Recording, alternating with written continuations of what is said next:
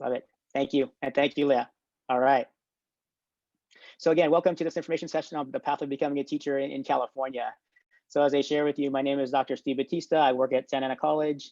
Besides advising students, I've taught the careers in teaching class for many, many years. This is actually 20 years. This month, I'm celebrating 20 years at Santa Ana College. I've been doing this work for a long, long time. And happy to be able to share what I know with students who are here today. That is my email address and my direct telephone number. So if you have questions and if you have things that you want to share with me, or if you have concerns or specific things you want to chat with me about, feel free to send me an email. All right, so I'll start with kind of context. So this slide that I'm sharing with you was pre-pandemic in January, when the governor was discussing the needs, the funding needs for California and the California teacher shortage. And California has had a persistent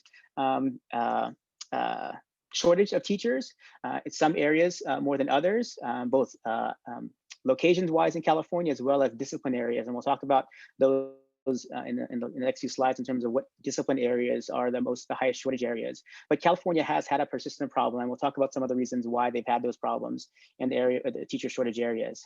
So one of them kind of still relates to the recession that we had in 2007, 2008, 2009, when California's teaching force was really reduced due to the lack of a budget, right? So we had a lot of layoffs, a lot of pink slips for teachers, and we never really recovered from that.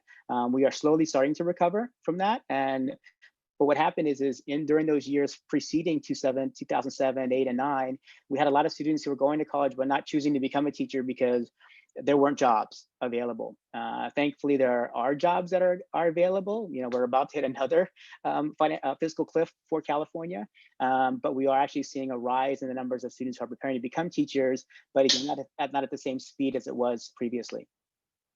And this slide also shows that progression of where we were at early in the 2000s to where we are at today. And it's a 70% drop from 2001 to 2018 of students who are pursuing teaching credentials. The other area that we have a persistent problem with in California is attrition. So we have a lot of teachers who choose to become teachers but leave the profession within the first 5 years. And that's a challenge too. And so the challenge with that is a lot of teachers. So we have teachers who are in the field, who are doing this work, but for one reason or the other, they leave the profession. And as you can see from this chart here from 2012, 2013, one of the reasons why is dissatisfaction with the profession, maybe with the working conditions, with sometimes the way teachers get treated. Teachers don't get treated sometimes very well, either in their work site or in their communities, or even in the press.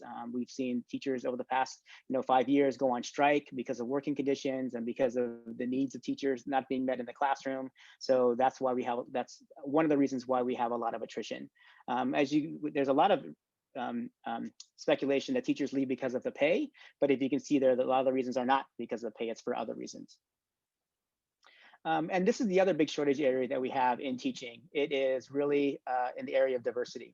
So if you look at the graphs that I presented here, on the left-hand side, you'll see that teaching continues to be a primarily female-dominated profession.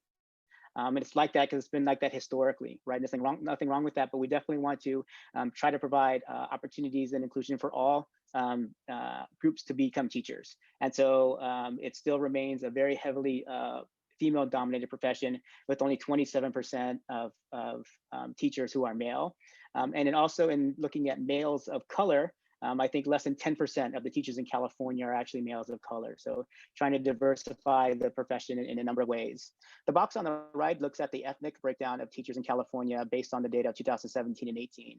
And even in California, we don't have a very diverse teaching force. You can see it's still 62% white and compared to teachers of color.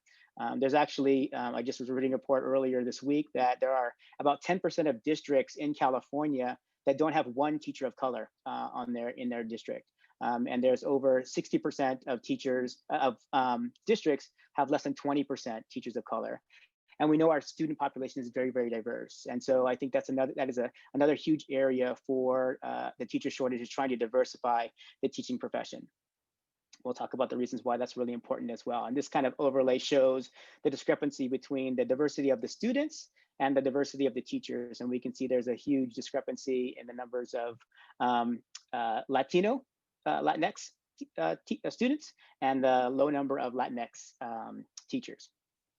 So in terms of teacher diversity, as I share with you, there's a big lack of diversity and disparity between the numbers of the students of color in California and teachers of color. So we have 75% students of color in California, whereas only 40% of the teachers in California come from minority backgrounds. And this really hurts, primarily the teacher shortage really hurts students of color for a couple of different reasons. So if we have a teacher shortage, the schools that primarily suffer because of the teacher shortage are those schools that serve low-income students, because they tend to get more teachers who are on emergency permits or on emergency credentials or are substitutes, those kinds of things to serve those students. And then those teachers are less likely to actually stay in teaching. So there's a high turnover rate in those schools, and high numbers of teachers who don't have maybe the full credentials to be teaching in those schools, but they're in there because there's a teacher shortage. So those students get doubly hurt in when there's a teacher shortage. And then the lack of teacher diversity hurts all of our students. So I think representation matters in a number of different ways, particularly in the classroom. So when students can experience and get the opportunity to experience and interact with individuals from different backgrounds, all different backgrounds, it gives them a deeper appreciation and understanding of diversity, and also builds less stereotypes and less biases with students. So there is a lot of data that shows that for students of color, having one teacher of color can have a significant difference in their journey and their pathway of actually going to college. And so it's important that we have teachers that represent the communities that they work in and come out of and understand their experiences as well. And there's also really important that we have representative teachers in the classrooms to really dismantle structural racism in schools and really help end some of the anti-Black racism in society. So schools are places where students come to learn, and sometimes, and historically, schools have built systems that are sometimes punitive to students of color or students of minoritized backgrounds. And some of our practices, and even unfortunately some of our teachers, their practices continue to perpetuate some of those things in schools. And so as educators, we want to be inclusive, we want to be responsible, we want to meet the needs of all of our students.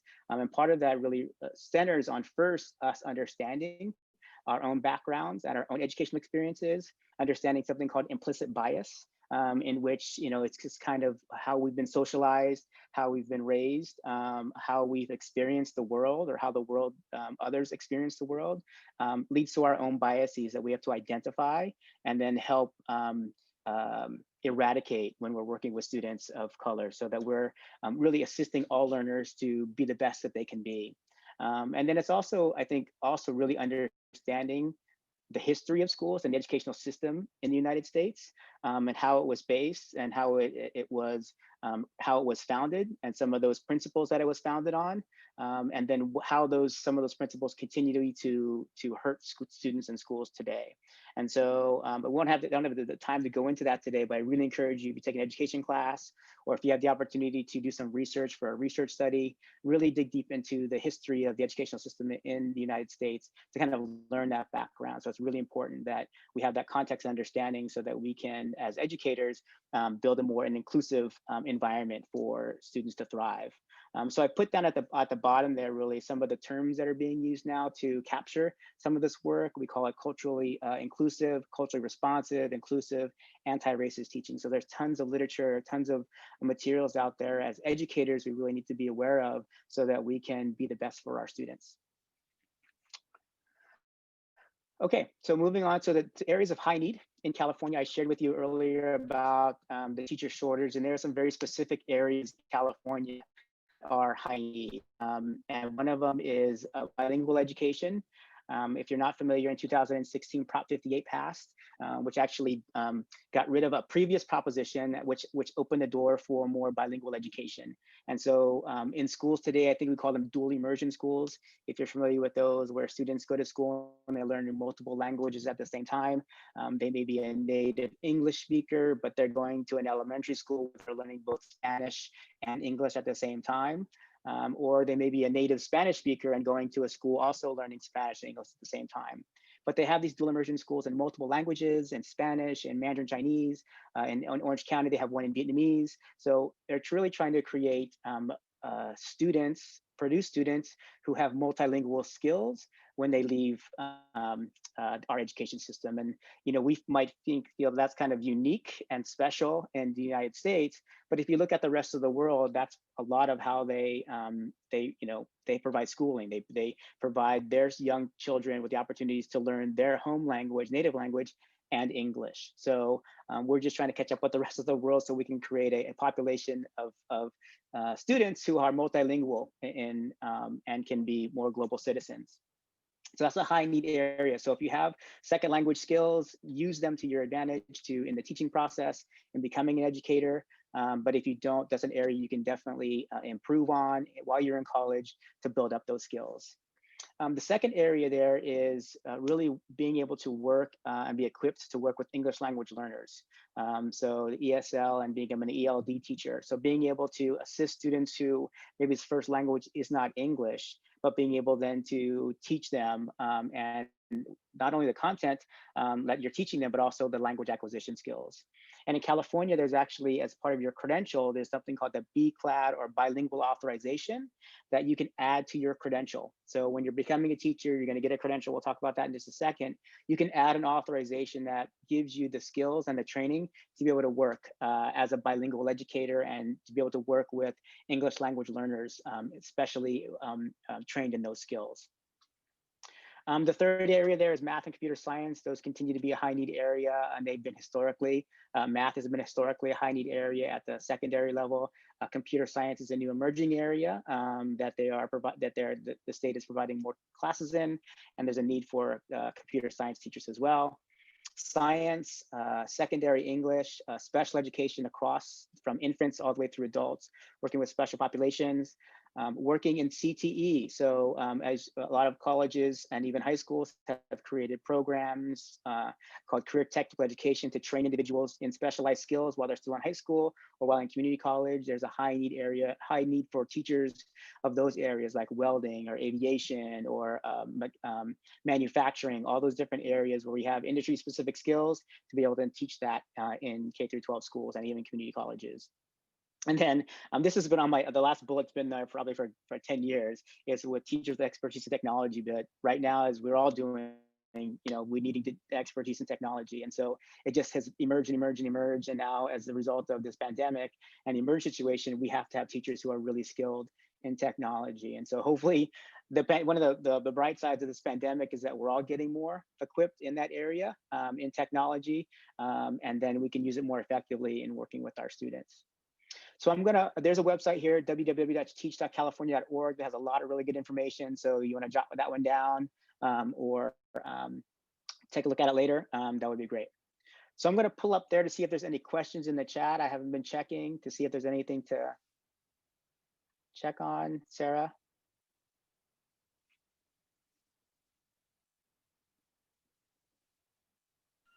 Nothing in the chat from what I see. Okay. All right. I see. Am I having a problem with the audio? Is my audio bad? I asked Sarah, it's going in and out a little bit for me, so I turned everybody's camera off. Again, if anybody needs their camera turned back on, just message me privately. Okay. Yeah, let me know because I have my AirPods in, and if I need to switch, I can do that as well. All right. Okay. Cool. Thank you. So yeah, feel free to put them in the questions in the chat. I'm happy to pull up and I can answer them as well. All right. So preparing to become a teacher. How do you prepare to become a teacher in California? In California, it's a 3-step process. It begins with the journey of earning a bachelor's degree.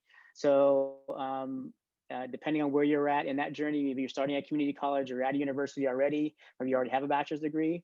But that's step number one. And in California, it's very unique for us in the fact that we don't have bachelor's degrees in education. Other states, Nevada, Utah, Texas, when you go to college and become an elementary school teacher, you get a bachelor's degree in elementary education. You want to become a special education teacher, you get a bachelor's degree in special education.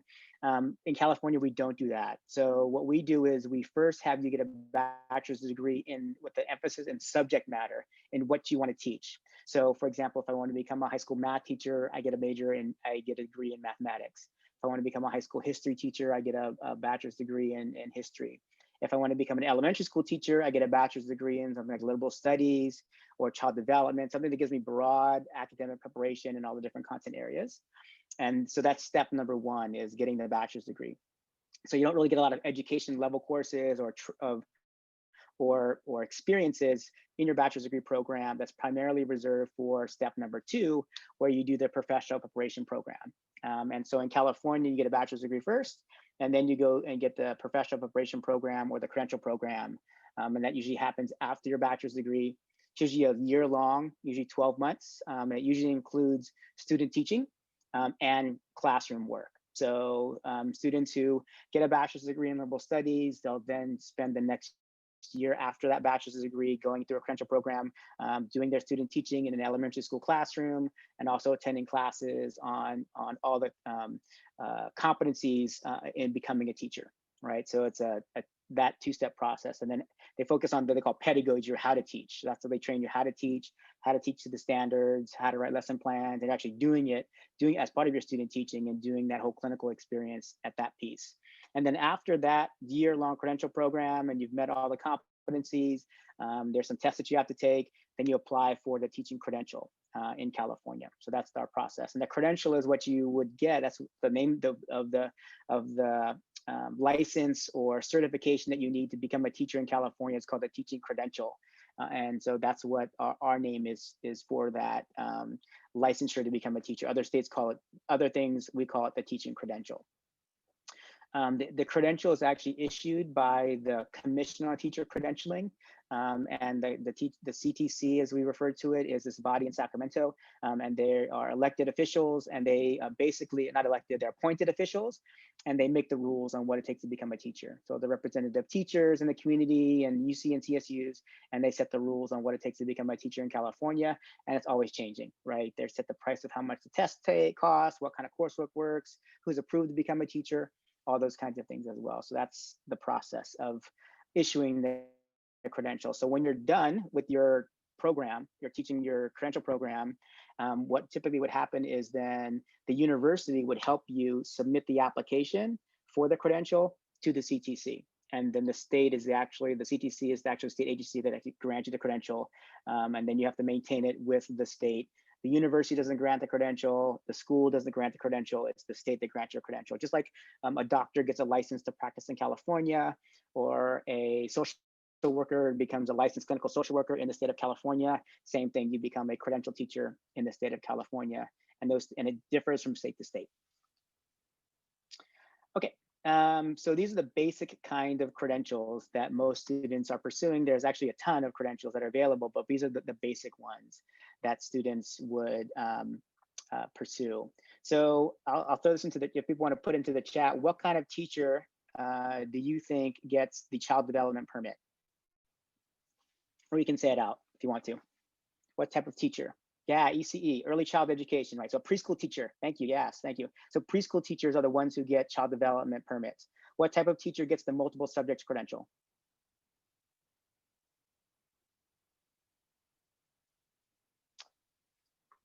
Yes, the elementary school teacher, right? So that multiple subject credential is descriptive of the type of credential that you would be getting if you want to work in an elementary school. And it's typically TK, which is transitional kindergarten, through usually 6th grade. Right. And then who gets a single subject credential? Yep, middle school and high school. So if I want to become a middle school English teacher or social studies teacher or high school math teacher, I'm getting the single subject credential. And then who gets education specialist? What's left?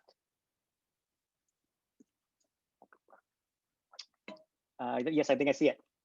No, not admin. It's for special education. So if my goal is to work with individuals with special needs, then I would get a specific credential as called the education specialist credential. So preschool, elementary, single subject, which is middle school, high school, and then special education. So there's multiple credentials. There's ones for school counselors, for school speech therapists, for principals, for a bunch of other people, but these are the primarily ones that students are getting to become teachers in California, actually work as classroom teachers. So I know a lot of you are thinking about early child education, then we'll talk about that right now.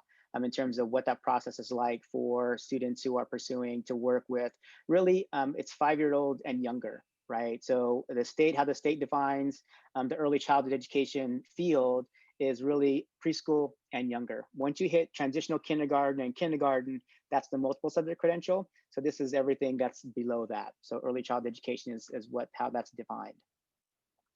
The Child Development Permit, again, is a permit that is issued by the California Commission on Teacher Credentialing. It's really designed to work with in child development programs. And we'll get very specific with this in just a second. Preschool workers, again, preschool teachers and childcare workers, again, they're working with really young children and even beginning with infants all the way through toddlers and preschool students as well. So these are the different levels of the child development permit. So it's really important if you're thinking about going into this field to understand that the permit structure is leveled beginning at the lowest level permit at the top there, which is something called the Child Development Assistant Permit. So if you start at the top there, it goes assistant, associate teacher, teacher, master teacher, site supervisor, and then program director. So those are the different levels, but it begins at assistant. And you can see right under that, you'll see what the requirements are for each of those different levels of permit. And so the assistant permit requires 6 ECE units. So that's 6 units of early childhood education. Some campuses, that's like our campus, it's not called early childhood, it's called child development. Other schools, it might be called something different, human development. But in the state, it's referred to as early child education units. And we'll talk about what those specifically look like for each of the different permits. And then as you go from assistant to associate, the second bullet, you'll see the units increase. So it's 12 ECE units plus 50 days of experience. So you have more units that are required and more some experience that's also required in order for you to get that permit. And then if you go to teacher permit, it's 24 early child education units, 16 general education units, then there's a specific general education units, and then 175 days of experience. And so it's kind of like a ladder. It begins at the kind of the lowest rank, which is assistant, then you can go associate teacher, and then teacher, then master teacher, and then you could stop at any point. But the level of permit gives you the capacity to be able to work in that setting, depending on what that permit allows you to do. And I have another slide that shares what those are very specifically. So this is a really important matrix if you're going into preschool teaching. It's called the Child Development Permit Matrix. And so I would jot that down. If you just Google it, or if you go to childdevelopment.org, the full matrix is available on that website. But what this shows really, again, it shows those same levels: assistant, associate, teacher, teacher, and master teacher, with all the different options, right? So what I just shared with you is option 1 in that first column that talks about units and experiences that are required. And so there are multiple ways to be able to do that. So, and it also shows you the very last column, what it allows you to do. So again, the assistant has different responsibilities versus the associate teacher, and then the master teacher. So in my experience, a lot of students wait and just get the associate teacher permit. That's like their first level of permit versus get the assistant permit. They'll just get to the 12 units of early childhood, and that's their first permit that they go for, would be the associate teacher permit, because it allows them to do the most. But you could enter at any point. You could enter at the teacher level as well.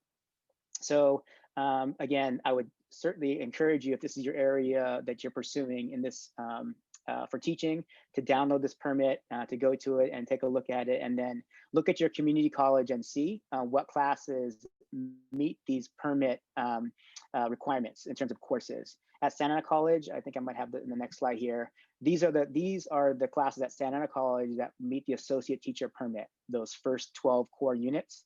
It's our 107, our 108A, our Child Development 110, 111A, and 111B. So the good thing about most of the community colleges in the state is that they've actually normed this, the names of these courses. The numbers might be changing, but the names of them are pretty specific. So if you go across your community college and it's named Childhood Growth and Development, you can probably be assured that it counts for that same requirement as well. But at Santa Ana College, it would be these 5 courses.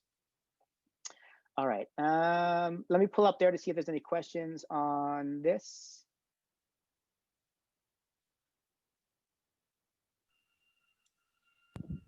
So there.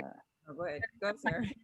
Sorry, there is a question in the chat. Well, it pertained to the credential question. So Is a bachelor's degree from another country valid here in California?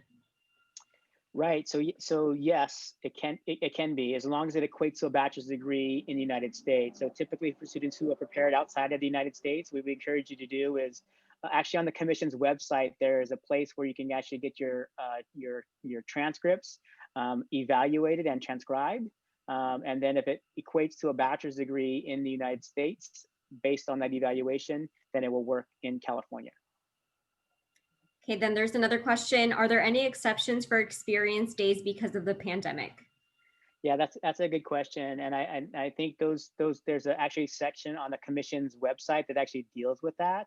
I don't know what they are, what kind of exceptions that they're making, whether those are completely waiving them or if they can be virtual experiences. I'm not sure if there's any other professors that are on the call here that could chime in there and made a little bit better than I do, because I think there may be some individuals who teach child development who might have signed up. So there could be some exceptions to that. The type of experience that would be required for that permit. But if you go to the commission's website, there's actually a section on COVID-19 and a lot of different rules that they've provided to help candidates who are interested in all kinds of credentials get the experiences that they need.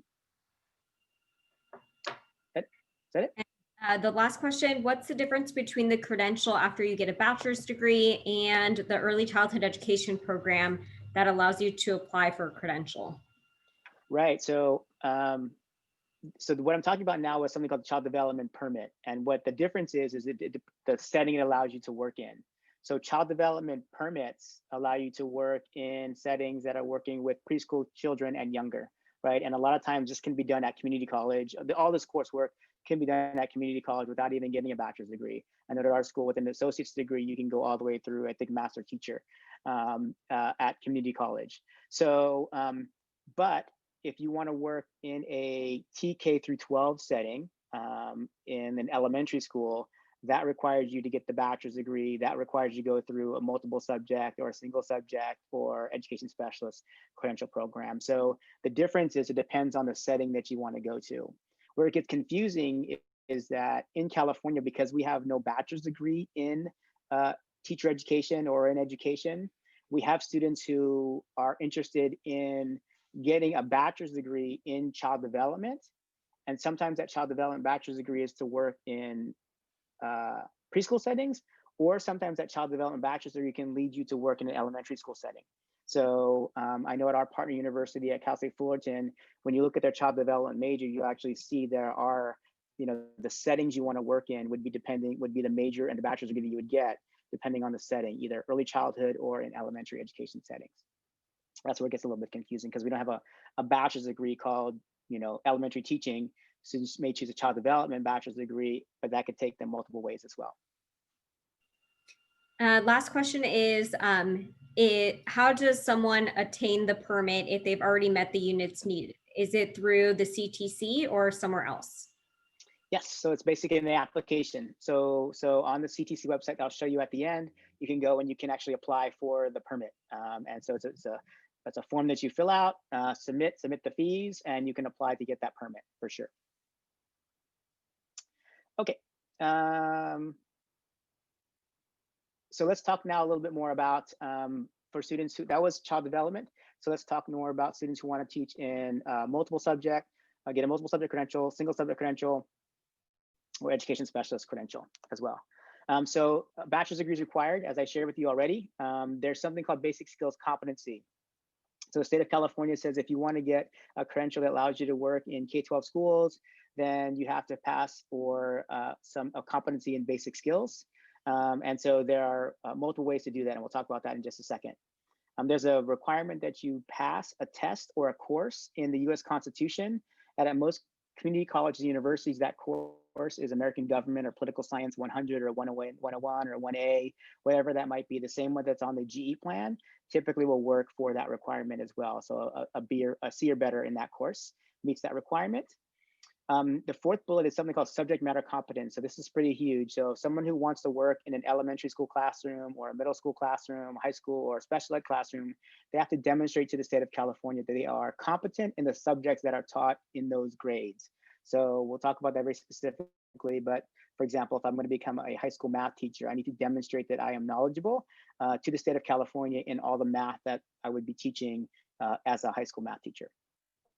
The fifth bullet there is going through a credential program. So although we have pathways that allow you to get like an emergency credential or a substitute, eventually you'll need to go through a professional preparation program to earn the credential, to get all the training that you need in order to actually get the full credential from the state of California.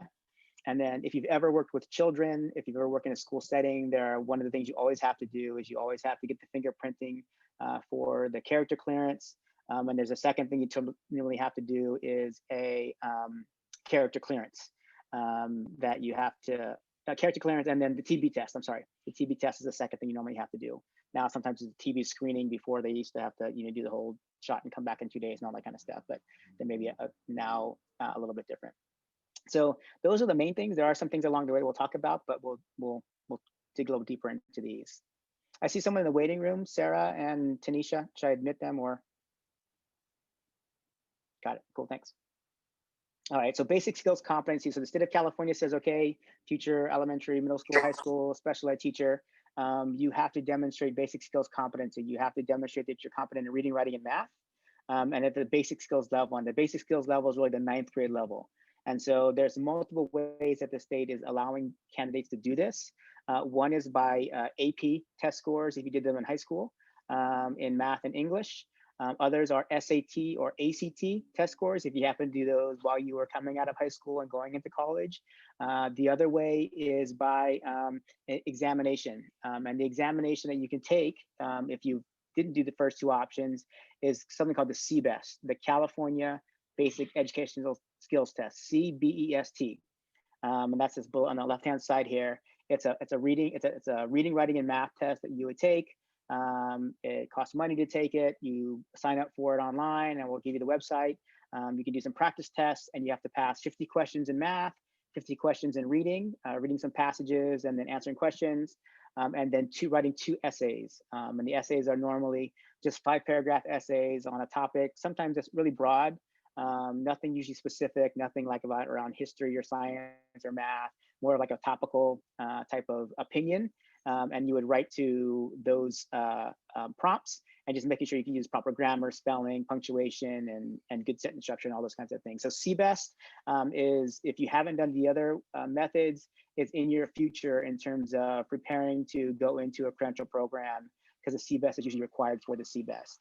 For the credential program, sometime while you're finishing your bachelor's degree. You can take it at any point in time, and once you pass it, it's good for life. So you just have to sign up for it and pass it. It's usually offered multiple times a year. They have computer testing centers where you can take it as well. You can retake it if you need to. If you pass, maybe one section or 2 sections and you need to go back and pass the other one, you can do that as well. But you eventually need to pass all 3 sections of the CBEST. Here's the website. You can actually download a practice website, a practice test on your computer, see sample problems, all those kinds of things as well. And it does cost money. But like I said, once you pass it, it's good for life. There has been some legislation recently to try to alleviate the CBEST, which we're hoping will get passed in the next couple of years, and maybe you won't have to deal with this.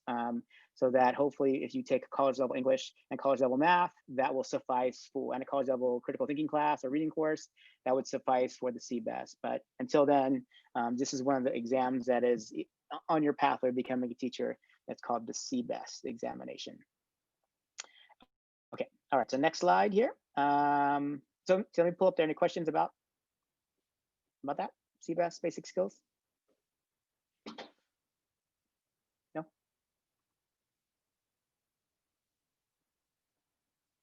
Let's see, I see a question.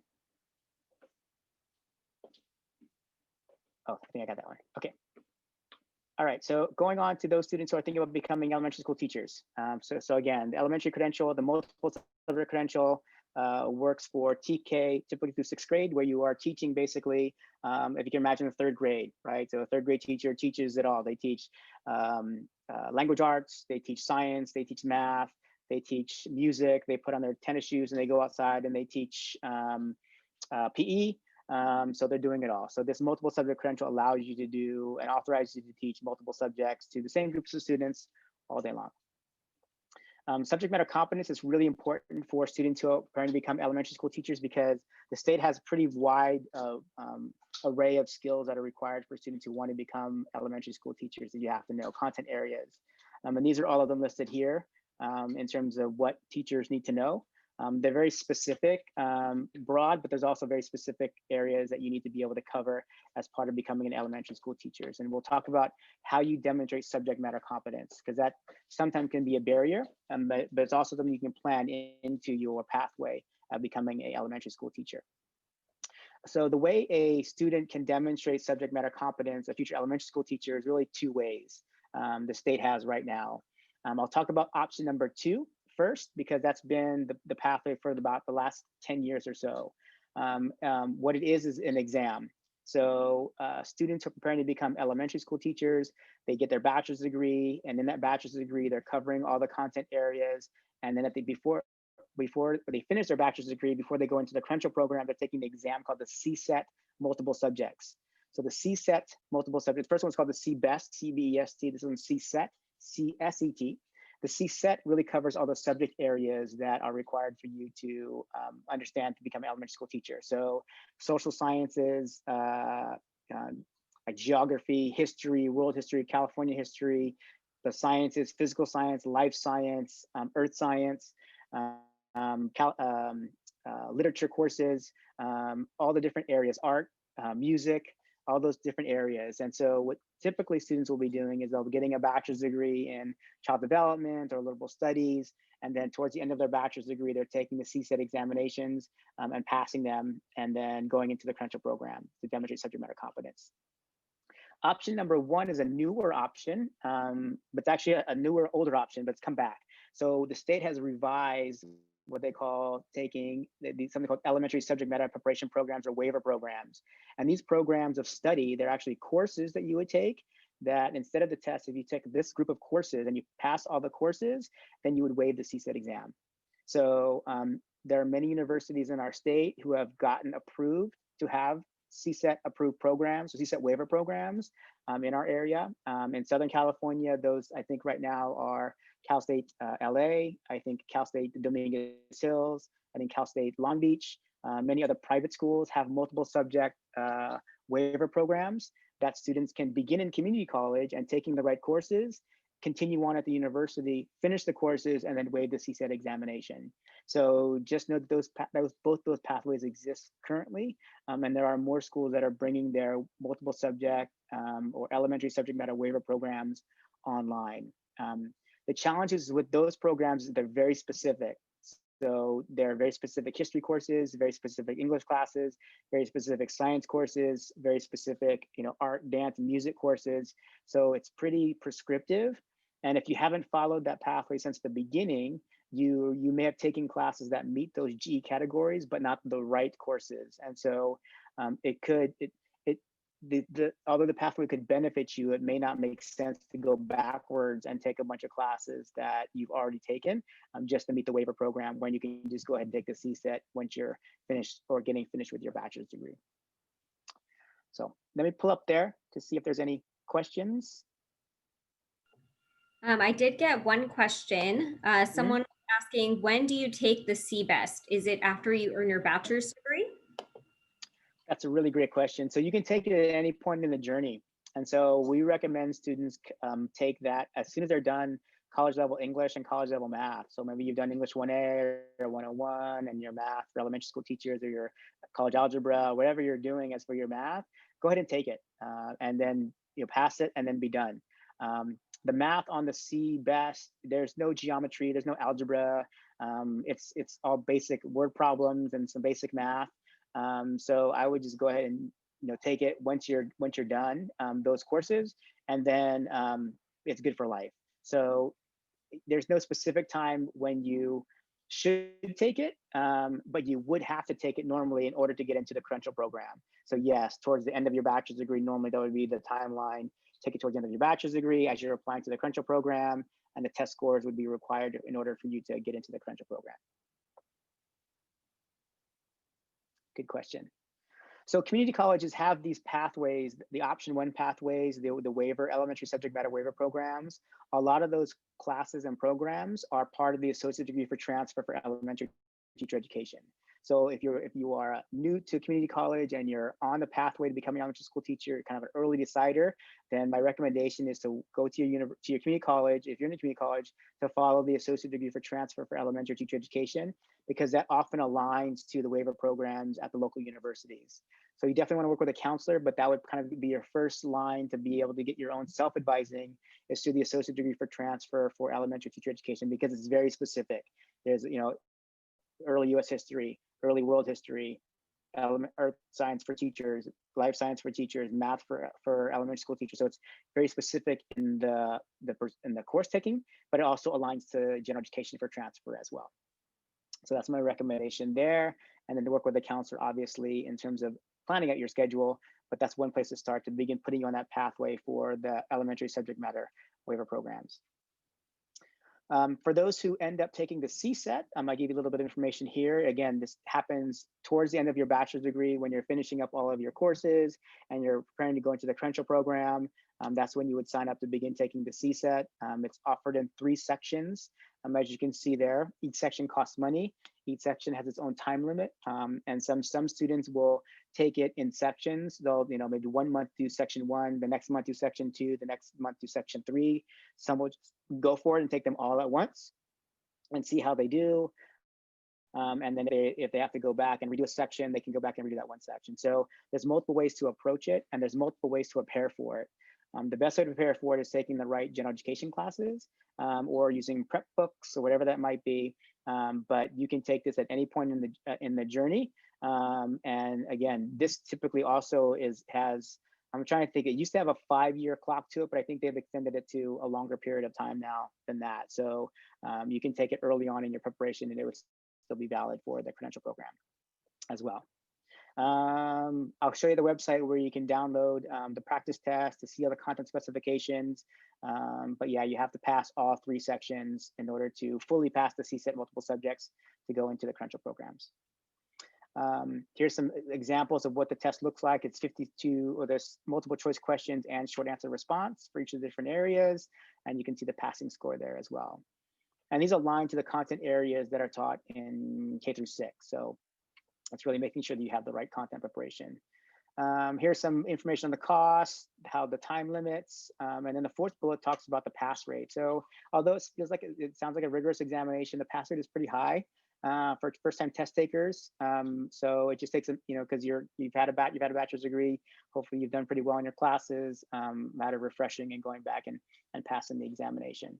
So, so the credentialing course is good for 10 years. So again, you can take it any point in time, good for 10 years. And then, so the 10 years means by the time you pass the first test, you started a credential program. Not every 10 years you have to take it as a teacher. It's basically as an entry point into the credential program, the 10-year clock starts and take it, and then you have 10 years to begin the credential program. All right, how do you prepare for the CSET? Again, when I work with students who want to become elementary school teachers, we really reinforce this idea. You have to have content knowledge in all these different areas. So basically what we do is we kind of plan out your general education to really align to all the specific areas, so that in all the different areas where you're already having to do a physical science, a life science, a math, a humanities, an art, social sciences, we're basically just picking out those courses and preparing and aligning them to what you would need to know in order to prepare for the CSET examination. In the Google folder, you'll see several documents that have those outlined. Like for the Santa Ana College students, we have one that aligns all of the Plan B for the CSUGE to all the CSET courses that we would recommend for students who are preparing to take the CSET and become elementary school teachers. Okay, is there more questions in the chat? Yes, I have a couple of questions. So the first one is, you mentioned that there was like a time limit for the CSET and that the CBEST was good for life. Is there any restrictions on how long ago someone earns a bachelor's degree? No, there's not. Good question. No, bachelor's degree never expires. Yep. Awesome. And then the second question is, what happens if you take the CBEST test and you don't pass it? Do you have to pay again to retake it? Yeah, that's correct. Unfortunately, the testing people have a stranglehold on future teachers, and yeah, so every time you take it, you have to pay the fee, right? So even if you're taking one section, you're still paying for the full cost of the test. And so one of the issues related to why groups of individuals who want to move away from the test is one, because the high stake testing and standardized testing is biased for a lot of populations, but also the cost to prospective teachers. And interestingly, the groups that have led the charge in terms of trying to get rid of some of these exams or creating alternative ways to meet these requirements are student groups, because they see in front of them the cost for the CSET, the cost of the CBEST. But yeah, you would have to pay for taking the CBEST each time, and the same with the CSET. Every setting has a fee. Aside from the fee, are there any other requirements to take the CBEST? No, there are no other requirements besides that. You don't have to have a degree. You don't have to have anything else. Just pay the fee. Okay, so in terms of, I said there's no major called elementary teaching. So this is when I'm working with students about preparing to become an elementary school teacher. What major do I choose? Because there's lots of different options. So for example, so for students who want to go into elementary teaching, there are some popular majors that include things like liberal studies or child analysis and development. Some schools have other majors that prepare future elementary school teachers because they have the content preparation for the credential program. At our local partner, Cal State Fullerton, they also have pathways in human services. They have pathways in both liberal studies and child development. I think at Cal State LA, they have majors in like urban learning. Others have them within Chicano studies or other types of majors. So there's multiple pathways and different majors that CSUs have set up and universities have set up to prepare students to go into elementary school teaching. But you can take anything. So the field is wide open because you'll take the CSET. So I've had students over my 20 years be dance majors, be history majors, be psychology majors, be whatever kind, sociology majors, and still become elementary school teachers because of the CSET. So there's no restriction. They offer lots of opportunities. I've noted a couple at the bottom there from the UCs that are kind of newer: education science, and at UCLA they have one called education and social transformation. These aren't elementary ed majors, but they give you context and history of and some ideas to how education works in the larger societal structures, and could be good training as well for future educators as well.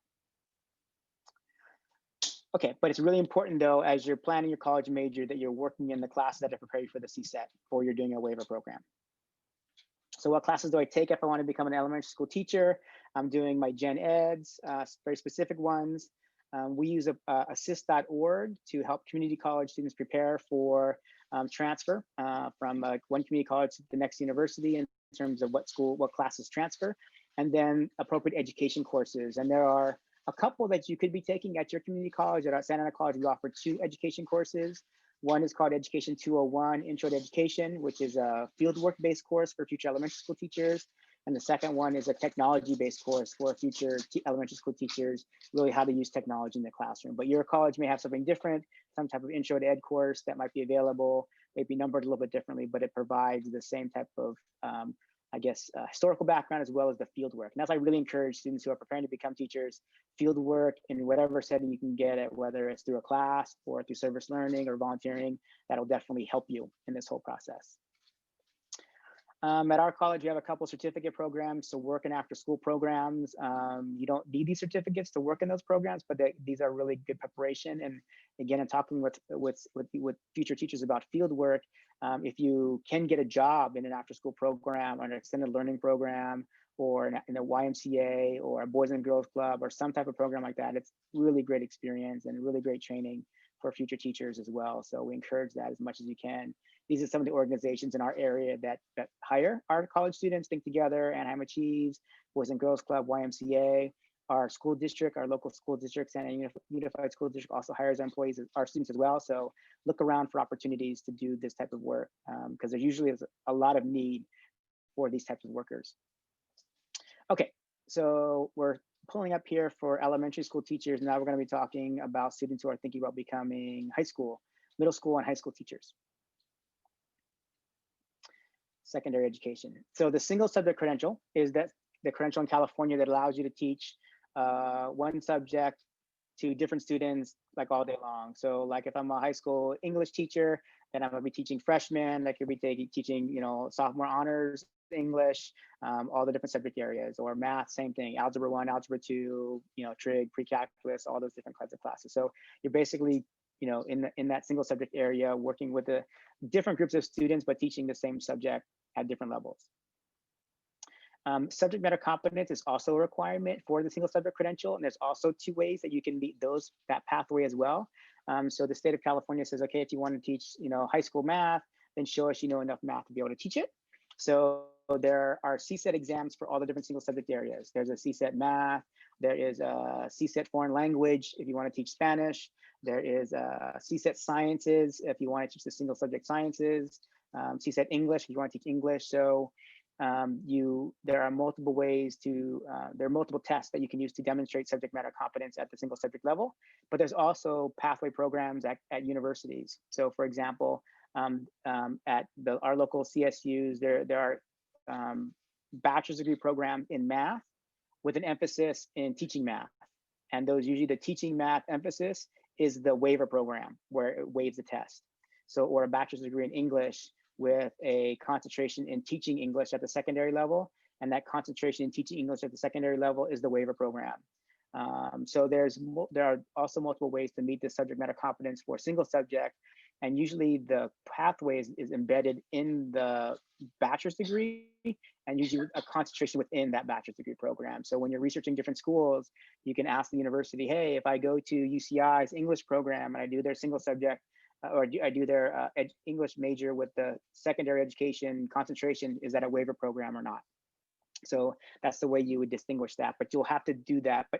But again, you don't have to major in English. So for example, let's say I get a degree in engineering, right? And I have a bachelor's degree in electrical engineering, and I decide I want to go teach high school physics. So I could actually go back and do the CSET in physics, pass the physics CSET, and then qualified to be teaching high school physics because I have enough background through my engineering degree and I was able to pass the test. So, okay. Questions there on single subject matter preparation? We do have one question. So there's, someone in the chat has an advanced degree, a doctorate in mathematics, and is wondering if there's any sort of waiver for the courses or tests based on advanced degrees. Usually no. Yeah, not for teaching. That's for the credential.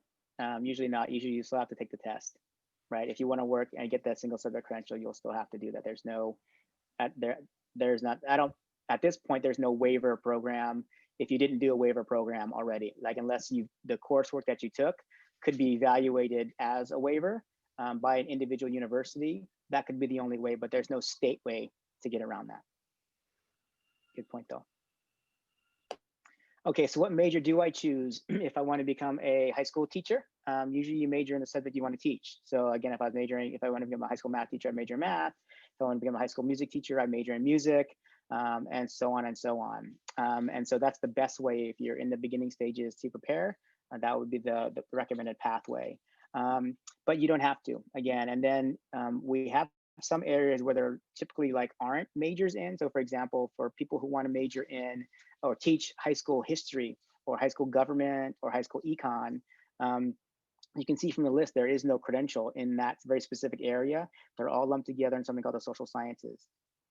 So if I want to teach those areas, I would major in history or government or economics, but my preparation would need to round out and have all the different subject areas that credential allows me to teach, which includes, again, geography, history, science, American government, econ, psychology, and sociology. So a lot of different disciplines I'm allowed to teach with the social science credential. So I need to have broad preparation in that area as well.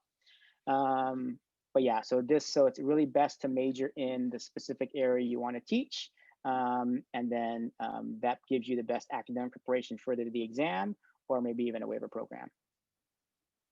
I've noticed down here that there's actually a couple of different new options coming, a new single subject theater credential and a new single subject dance credential. Previously, those were embedded in other credentials. The theater one was embedded in English, and the dance one was embedded in kinesiology. Now they're being separated out. Okay. So what courses do I take if I want to become a high school or middle school single subject teacher? I do my gen ed, preparing me to transfer, whether it's the CSU plan or the IGETC plan for the UCs or the Cal States or some privates. And then I look on assist.org and I choose the university I want to transfer to and the major I want to transfer to, and I do that list of courses. And then if my college has any education courses, I should take those. And at Santa Ana College, we have 2 courses. We have a fieldwork course called Education 210, and we have a technology course called Education 204. And those prepare students for students who want to work in the secondary school settings. So you'd work with a counselor, we'd kind of map it all out. We kind of create an education plan for you, preparing you for the universities and into the universities programs as well. And again, researching the right universities and the right education programs are important as well. Okay, so I'll pull up there. There's another question in the chat. Yes, there is a question. If someone wants to get 2 credentials, for example, a history credential and world language English, which I think would be ELD, would they need to double major? Yes, you could. Yeah, you could. I mean, there's multiple ways to do the preparation for that. One could be getting, dual majors, a double bachelor's degree, or double majoring, but you don't have to because there's CSETs. There's CSETs for both those areas. There's a CSET for social sciences, and there's a CSET for world language. So what some students would do is sometimes they'll do a major and a minor, right? So maybe they want to do a major in English, but a minor in math. And then at the end of that journey, they could sit for the CSET in both English and then also the CSET in math, and then potentially get qualified to teach 2 single subject areas. So you don't necessarily have to have the double major, you just have to have the academic background and preparation to be able to pass the CSETs for those different single subject areas. Good question. So let's change to the third prong here is working with students with special needs. And in California, that's called the Education Specialist Credential, as I shared with you just a second ago.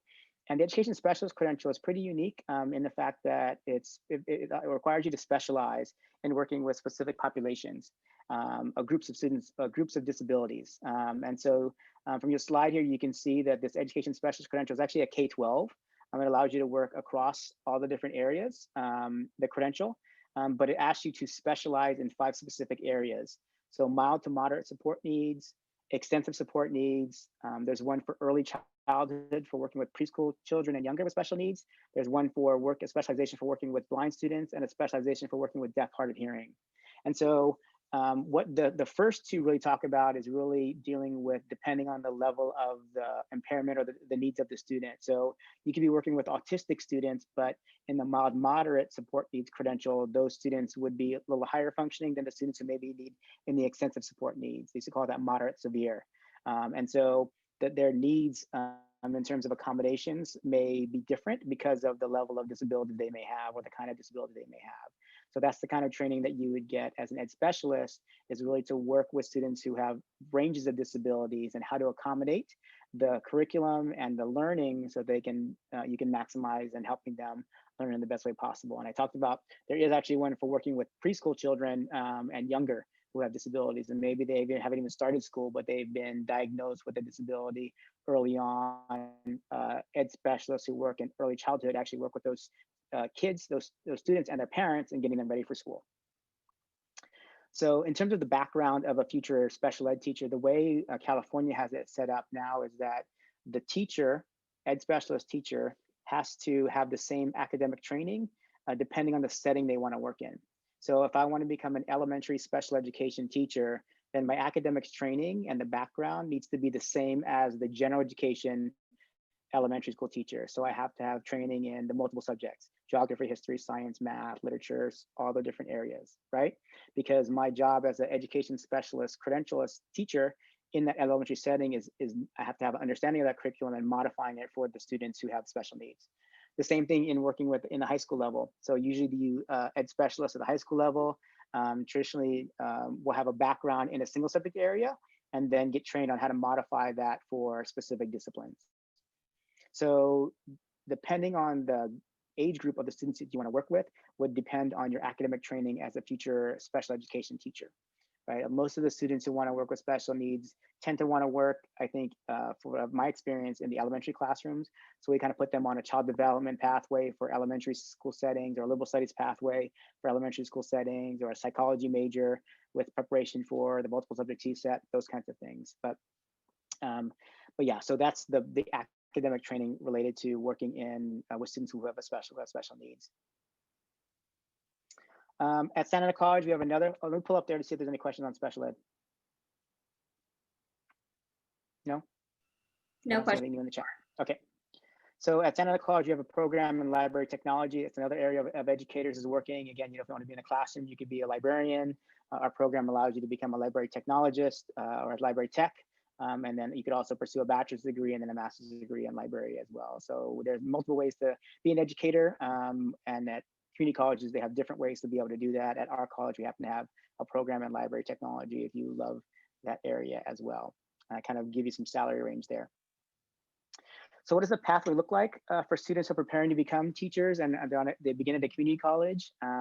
It looks like this. So you start at community college, and between you complete 60 to 70 units. And at our college, 60 is the minimum in order for you to graduate. And it's also the number that you're required to have in order for you to transfer. And so students complete an associate's degree with us in 60 units, complete all their lower division gen ed, complete all their classes for their major, and then transfer to university, and at the same time earn an associate degree. Those students who've completed the transfer pathway then go on to the university. And for most of the CSUs, a bachelor's degree in the CSU is 120 units for you to complete.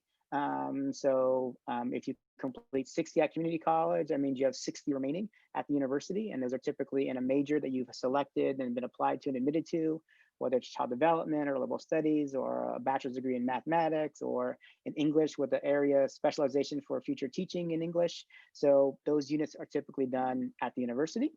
You graduate again with a bachelor's degree. And then the step after that is going through the credential program. And the credential program is, we call it the fifth year. You know, if you did this all straight through, and you did 4 years of 2 years of community college, 2 years of a bachelor's of a university, and then the fifth year, they call that the fifth year of the credential program. But it's a year long. It's usually typically a 12-month period where you have to be enrolled at a university, and you do student teaching and coursework related to the credential that you're earning. And so what I encourage students to do is be thinking about is that during that time when you're in the credential program, the primary responsibility will be doing student teaching. So you'll have coursework, but you'll also be assigned to a school.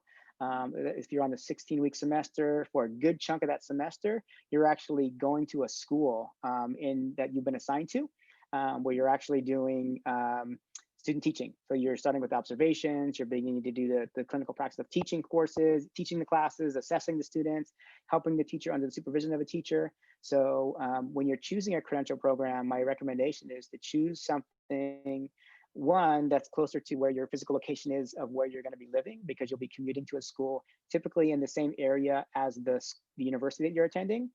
So for example, in Orange County, Cal State Fullerton is our local partner, and when students go into their credential program, they're typically assigned to elementary or high schools in and around Cal State Fullerton in the surrounding school districts. So you would be assigned to a school there and be going to those schools 5 days a week. If so, just keep that in mind. And then also keep in mind that it's difficult, almost impossible, to work full time while you're doing the credential program. You might be able to work part-time if you have a flexible job, but if you're thinking if you think about student teaching, you do it from 8 a.m. until 2 or 3 p.m. every day, 5 days a week. It's very difficult to have a job during that time and do your coursework as well. So you have to kind of be prepared for that time in your life to where you're not going to have as much income from work. So you may have to either save up, or maybe do a loan, or get scholarships or financial aid or whatever that might be to help you get through the credential program as well. So, and there's different, the credential programs also have different variations, so they're not all the same.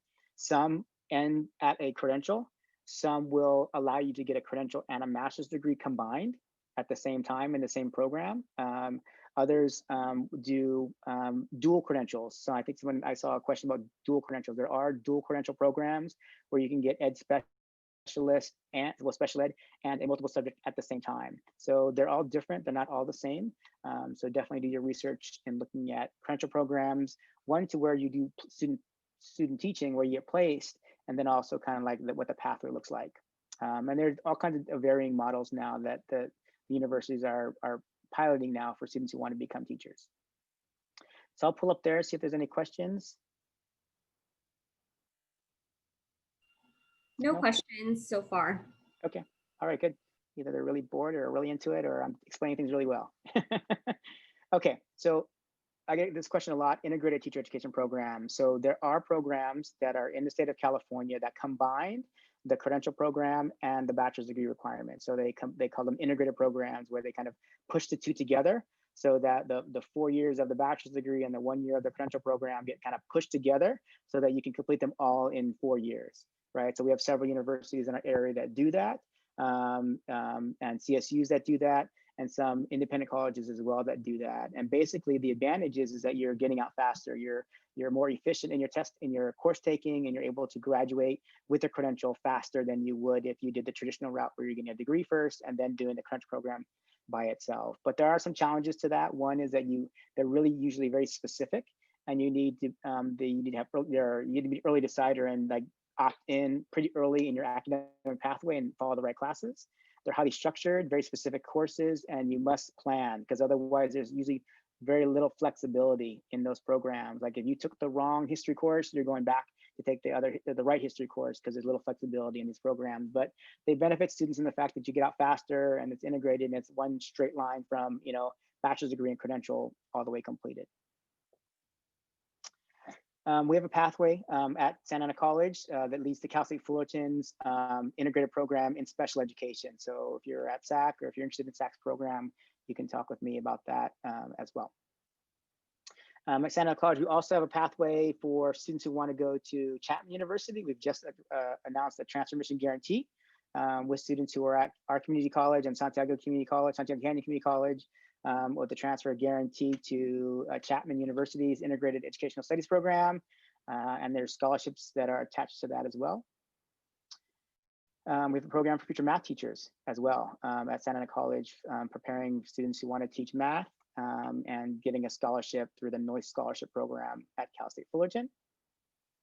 Some information on teacher salaries I wanted to share as we kind of wind down things, and I'll leave some time for questions. So because I think it's important to understand, our profession, not only what the requirements are, or what kind of the outcomes in terms of your job and what that will look like.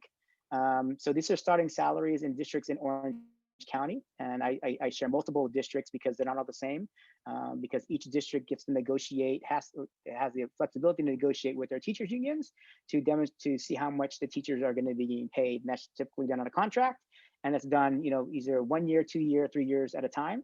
And you can see there's a little bit different there. So we have 2 columns. One is the starting salary, and then the last column there says the highest salary. And then on most salary schedules, if you haven't seen them, there's lots of different columns in between. So the starting salary is where you would start when you come out of the credential program with your preliminary credential, and you're starting that job. That's where the starting salary is. And then the highest salary is really based on towards the last column, which is based on years of experience as well as education.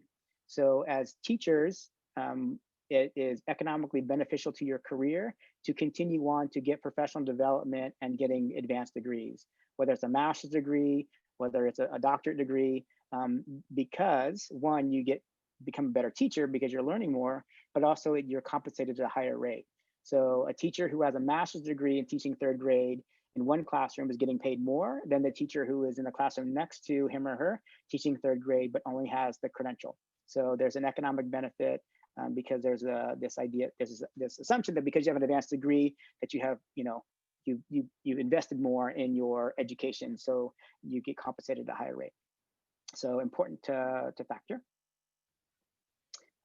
This is a slide that talks about all the different across the spectrum between preschool all the way through CTE teachers and high school teachers. So this is a range in Orange County specifically. So you can take a look and see kind of what the median hourly earnings are, average annual earnings for difference at teaching at different levels. Sadly, This first column here is for preschool teachers. And unfortunately, as a society, we don't really invest enough or value enough early education teachers. And so as you can see at the beginning, pay rate is, still pretty low compared to other occupations, and the responsibility of investing in the lives of children. So, and it's definitely comparably different than an elementary school teacher. So it's like half of what an elementary school teacher makes, unfortunately. But again, I always tell my students, you're not going to get rich. This isn't a job where we're going to get stock options and private planes and flying to China to do big technology deals and making all kinds of money. We're really going to really make a difference in the lives of humans. We're investing in the lives of humans, in our society, in families, and trying to really make a difference. So that's the social emotional salary that we get as educators. And I can tell you, it's as doing this for as long as I have, it's definitely worth it in terms of the investment that I've made in terms of my career and the return, emotionally and satisfaction wise. Some resources for future teachers. Our center, there's all of us and the work that we do at our center at Santa Ana College. So maybe your school has a similar services or centers or programs. We definitely encourage you to plug in if you haven't. Find your teacher education program, find your people at your community college, and get on board to get connected with all of their activities and services. This is all of our social media how we communicate with our students. Jobs, we are highly encouraging our students to get jobs if they can in a K-12 setting, in an after school setting, as an instructional assistant, because that is invaluable experience to someone who's on a pathway, because you begin to build your repertoire of skills, build your contacts, your networking, and just get great experiences. And here's a couple areas, a couple of employers in our areas that offer jobs. So definitely take a look. I think Together is all over California. Boys and Girls Clubs are all over California as well. So look in your local area if you're not in Orange County. EdJoin is the place where you look for all jobs, everything from, again, extended learning, after school programs, to principal, to teacher, to everything in education is typically on EdJoin. So you can sort by county, sort by position, all those kinds of things. This is Cal State Fullerton, our local partner. This is their website. They have a College of Education and the Center for Careers and Teaching. They have a lot of good resources there. So maybe if you're going to Fullerton, take a look at their program there. If you're going to your universities, at other universities, see if they have similar websites. This is the commission's website, the State Commission on Teacher Credentialing. So this is where you would find the forms, as I was sharing with you about downloading the form to get the permit. This is where you do all that. This is where you could get information on all the requirements for out of state prepared teachers or out of country prepared teachers. All that stuff is on this website, so you can definitely take a look there. This website is the testing website for the CBEST and the CSET, and the other tests that you would need and eventually end up taking possibly. So this is where you register for those tests. This is where you can download the practice tests, where you can view the specifications, where you register for the test. All those kinds of things happen through this website as well. So I encourage you to take a look sooner rather than later. This is an invitation to you. So if you want to learn more, I know you're doing the Teach LA series already. If you want to have another experience or an additional experience, we have a Road to Teaching conference that is happening not this weekend, but the following weekend through Santa Ana College. It's a virtual conference. It has really wonderful speakers, and our speakers are really going to be K-12 teachers primarily, who will provide a lot of their tips and skills and insights and all these things about becoming a teacher today. And so we invite you to take a look at our website. We have an amazing keynote speaker in Dr. Jeff Duncan Andrade, who's done so much work in the areas of critical pedagogy, working with families and communities, in the areas of critical hope and how educators are significant factors in offering hope to our students. So he'll be offering the keynote, and registration is now open for that. Our college, I'm not sure if your college does, but our college has multiple opportunities for students to get engaged with other students. We have a Future Teachers Club and a student chapter of SCTA, which is the Student California Teachers Association. And so if your school doesn't have a chapter, you can start one.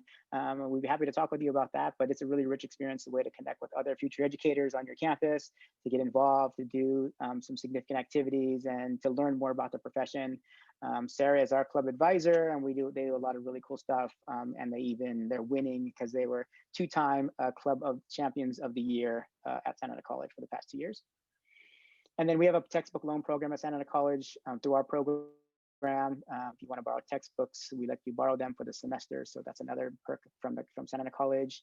And then, yeah, I think I've reached the end there. And I think I have 10 minutes left for questions. I know that was a ton of information. I apologize. There's no interactive way to do all of that, but I'm hoping that you got a lot of rich content out of that and you were able to learn a little bit more about the pathways for your specific area. And it is sometimes challenging and confusing to understand. So hearing it multiple times or hearing about it and reading about it, like in the materials that we provided, sometimes is a reinforcer as well. And then hopefully you'll meet with a counselor to really talk about your own specific goals and dreams and how we would map this for you to become a teacher. So we do have one question in the chat. And that was, so you talked a little bit about teacher salary. Can you give us more information about retirement for teachers and earning money that way? Right, yeah. So the teacher retirement system it's called STRS in California, the State Teachers Retirement System. And so it is considered a defined benefit program so that when teachers retire, when you're working as a teacher, you're paying into the system, the State Teachers Retirement System.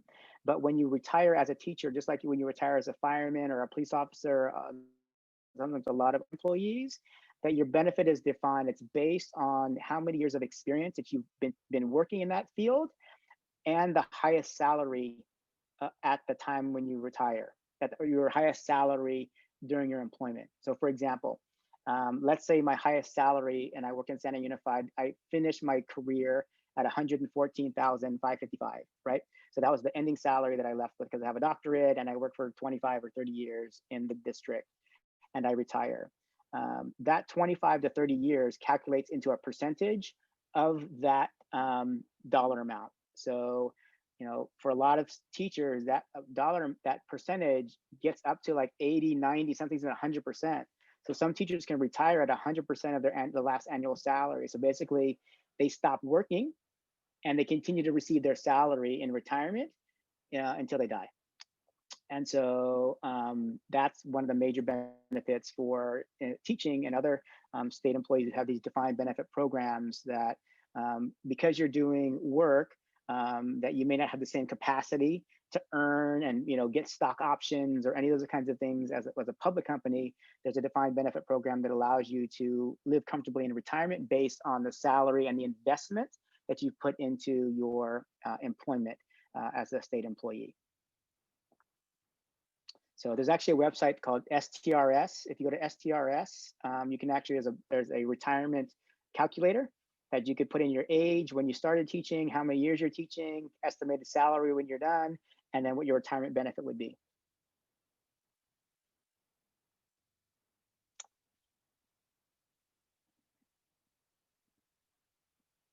Anything else?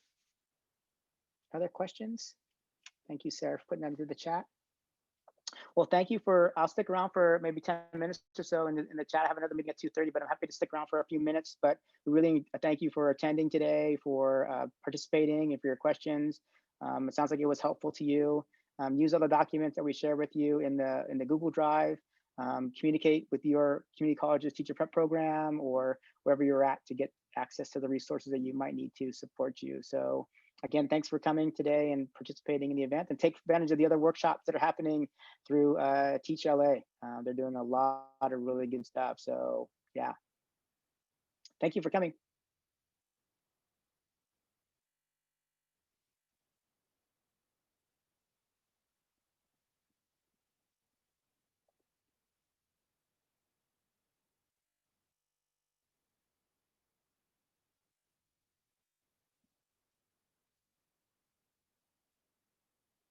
Thank you, Tanisha. Thank you, Sarah, for your help. Welcome. How many did we end up getting into the room at the same time? I think it peaked at 40 participants, not including the three of us. Okay, great.